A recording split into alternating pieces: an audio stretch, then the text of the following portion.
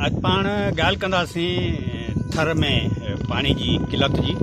सो थर जेको घोटकी ऐं खैरपुर ज़िलनि खां शुरू थिए थो, अछरे थर खां थींदो खाउड़, कठो, वट ऐं पारकर ऐं उनखां पोइ थींदो कच्छ ताईं। हिकिड़ो तमामु वसी इलाइक़ो आहे जेको 6-7 ज़िलनि खे टच कंदो आहे। इन में लखे इंसान ऐं चौपायो माल आहे ऐं उते पाणी जी शदीद किलत आहे। हिन दफ़े शदीद किलत थियण जो जेको कारण आहे उन जा कई टेक्निकल पासा आहिनि, पर ख़ासि तौर ते कोयले जी ओपन पिट खोटाई ऐं आबादी जो तमामु घणो वधी वञण करे जेके खूह आहिनि ऐं जर जो जेको पाणी आहे उहो सफ़ा हेठि हलियो वियो आहे ऐं उनजे करे उते पीअण जे पाणी जी तमामु शदीद किलत आहे। हाणे हिन जो सिर्फ़ु हिकिड़ो ई हल आहे त सिंधू दरिया जो मिठो पाणी कैनाल ऐं वाह जे ज़रिए हिन इलाइक़े खे माण्हुनि खे पीअण जे लाइ ॾिनो वञे।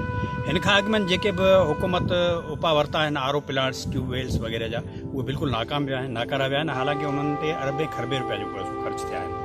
पोइ उन्हनि ते इहे वांगुरियूं उथंदियूं रहियूं आहिनि त उहे करप्शन जे भर चढ़िया आहिनि।